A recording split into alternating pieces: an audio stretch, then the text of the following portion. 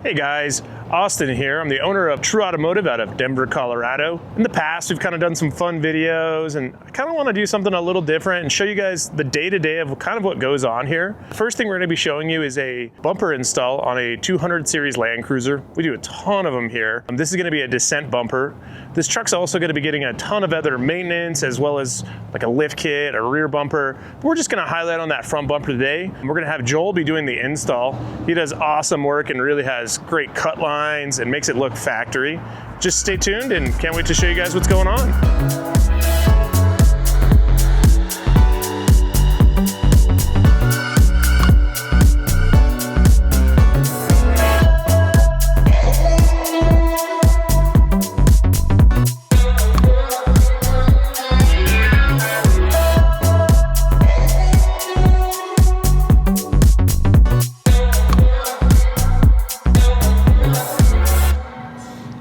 Hey guys, it's Joel over here at True Automotive. Today we're going to be installing this Dissent Low Pro cut bumper on this Land Cruiser 200. While this is here, this is also getting a lot of other stuff, including maintenance and other aftermarket goodies. This is also getting a Dobinson lift, upper control arms, rear upper control arms, and lower control arms, rear bumper, tires, brakes, and an oil change.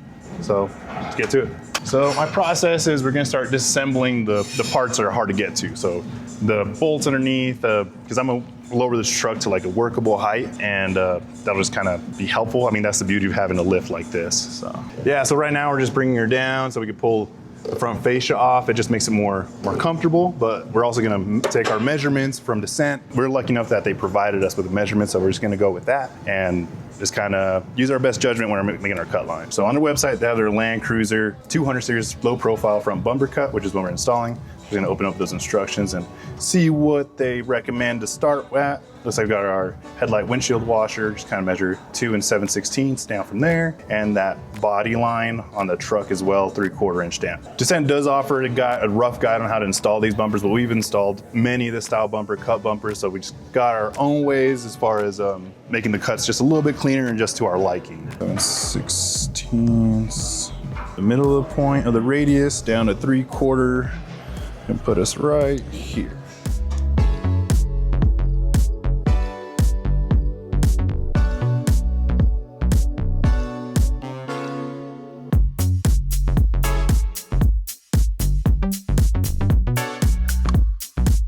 So we took our measurements that Dissent gave us and we transferred over to the plastic bumper. So we take a step further and just verify that those measurements are correct, or do a rough fit of the bumper first before we start cutting the bumper, since you can only cut it once. And the plus side of doing it this way, I mean, for our case, we're also installing new OE headlights, so the front bumper had to come off anyway. Just removing this factory crash bar points. We'll get our new frame horns mounted for the bumper. So before you install your frame horns, your new ones for your bumper, just make sure you slide them together first. So there's a left and right. And then between your skid plate and your frame, get it started. Oh, my hardware right here. Using factory hardware to hold it in the meantime. Another cool thing about this install is it's aluminum, so it makes this way easier to install. Let's see. Center up, but it's got to go inside the frame. Here, the friend does make it easier to install. And yeah, just put in these bolts loose just for the test fit, so just to verify.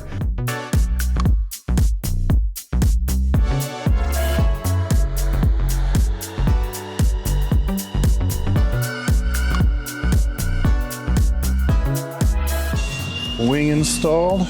Have our holes, something like that. Get the other side ready to go on. Bolts through here, 2 3/8. So yeah, we got our bumper roughly on there. So now we're gonna take our measurements and just compare them to what Dissent gave us, and just kind of use our best judgment to cut this bumper. I mean, that's what it's about, is measuring twice, cutting once. But if you gotta cut more, you wanna cut lower so you can cut more. Yeah, so now we got our fascia back on. We took our bumper off, our Dissent bumper, and now we're gonna measure down. I took some measurements while we had it on there, just kind of some key measurements. So from here, Just gonna measure down our 6.5, 6 3/4. Just go right in the middle, 6.5. I guess it was somewhere right there. So yeah, so our blue line isn't our cut line, or tape, I should say. I'm just using it as like a way to like contrast the Sharpie marks I'm about to put on there. So from the edge of the headlight down, let's go 6.5. So right there is the start of our aftermarket bumper. And from the edge of the fender on the bumper, so we'll just do there. And I knew it was parallel with that line, so kind of know that that's the corner of my bumper where these two lines intersect. We're at 5.5 from the edge of the headlight down. So we're just gonna do that, make a mark on our tape. And now intersecting these points, I know that that's our wings, and we're gonna be in good shape when we do our cutting. So now we got our lines all intersecting each other. So now it's time to, I'm gonna pull the bumper back off so I can cut it, just so I can make sure there's no wires behind it and make a nice clean cut. Here we go. Cool, cool. We're about to cut this bumper. I've already cleared all the wiring on the backside for the fog lights. Let's pull out our blind spot sensors or parking sensors, and the harnesses, windshield wash, tube out the way, just because it is kind of in line with that cut, so just better be safe than sorry. And my tool of choice for cutting plastic bumpers is gonna be a cutoff wheel with a 6-inch disc.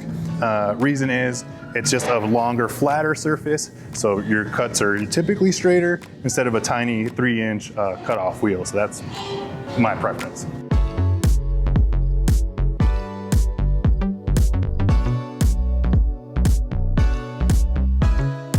I know this isn't the straightest drawn line, but my cutoff wheel is straight. So as long as I follow that line, it'll give me a good guidance on how to cut.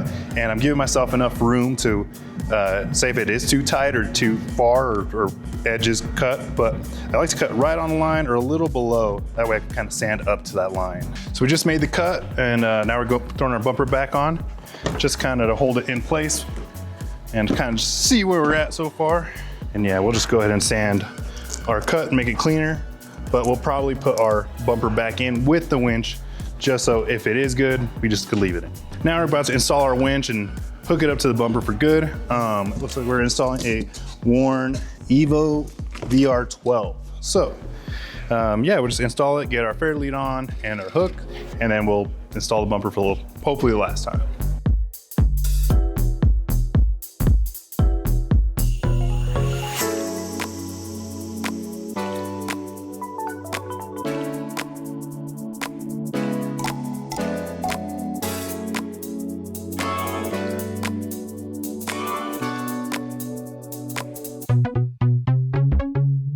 So I'm gonna pull our fascia back off.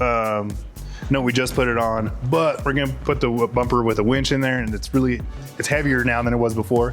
So just kind of better visual as far as our mounting points. Set this aside for now. Let's go. Team lift. Lift with your legs. So we have to go between the skid and the frame. Ooh, all right, well, problem numero uno, we're gonna have to cut for the winch. You see it contacting right there. All right, so we just test fitted our winch and we saw that it was hitting this center support. So we're just gonna take this right here and just notch it, give us all the clearance we need, and hopefully that should be good enough.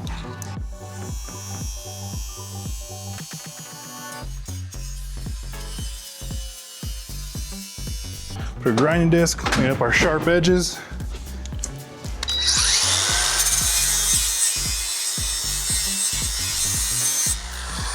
Use some steel it, touch it up. Should be good. So yeah, so now we're just gonna secure our bumper, level it all out, get all our hardware in, and make sure our fascia is good. We got our parking sensors left to do, and now we got some fog lights we're gonna make work with our factory harness as well. So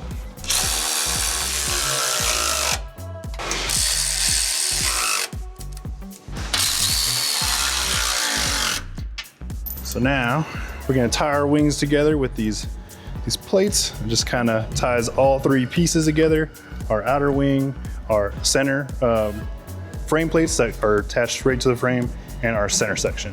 So yeah, this guy will just sit. And just like that. Just enough to get a washer and a nut on there. Well, there is a lot of pieces to this bumper, so try to stay as organized as possible. I mean, all the hardware and pieces, little small pieces, just do yourself a big area and just kind of don't try to walk away with parts, just try to leave them on the table. It's kind of the method I've found to be most helpful. And these are little tie-in plates that go on top of the bumper, and additional to our side wings as well. So yeah, we're gonna take our pieces. So I got a little bend down. It's kind of like a valley. So we're just gonna go ahead and do that. It just kind of contours to the bumper, so you'll know if you're doing it wrong. I almost did. You gotta take a step back and see if you're installing the right piece. So now, took our parking sensors out.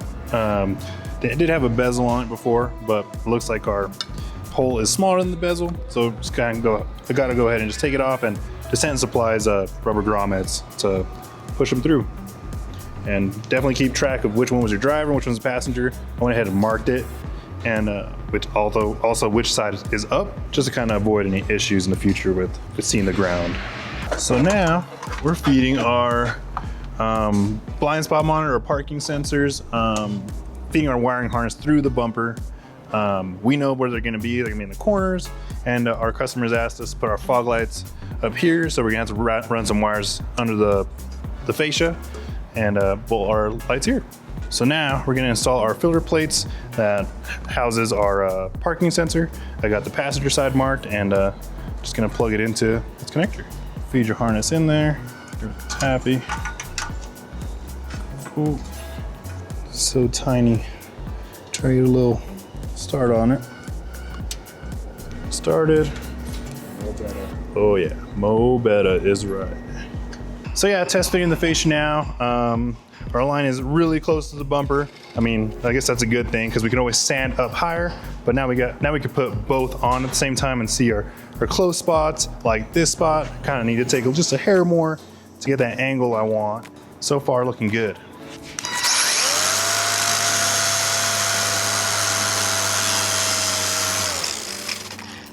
A little out of time, but as you can see, our fit is getting better and better. And you do want a tight gap, but not a super close gap where it's touching the bumper and the frame, because just when it flexes, it will want to pop this fascia off. So I always recommend about an 1/8 inch of gap all the way across the bumper, and that'll kind of help with that flexing of the body when you're going off-road. We just finalized the cut. We sanded, took a few tries on and off the truck, but we're happy with this gap. We're gonna run no edge trim. It just kind of looks cleaner, and we're not trying to hide any wavy cuts. Everything came out super clean, and yeah, it came out killer. One thing we wanted to do with this bumper is just another step of attention to detail. Something I've noticed is just people like to go straight across. We wanted to follow that contour, and it just kind of fit the bumper so nice with the flow of the truck. So now that we're happy with how our bumper fits, our fascia fits, now we're gonna go ahead and do the customer's request, which is mounting these fog lights in here. He wants them here, and we're just kind of trying to find the easiest way as far as serviceability in the future. We might run the wires through the grill or back under. It totally depends on the situation, and just kind of going into the little details of this build. We're right at the finish line. We're right there. It's just small little details. Trimming your splash guards some more. There's not really anywhere to pin it against you, so we're probably just gonna cut a straight line across. It looks the cleanest that way. And as far as, we got some wiring left. We're running our winch cables. Pretty self-explanatory, easy stuff. We're gonna wire our Squadrons to our fog light circuit on this truck. So let me knock out all that stuff, and then we'll show you the finished product.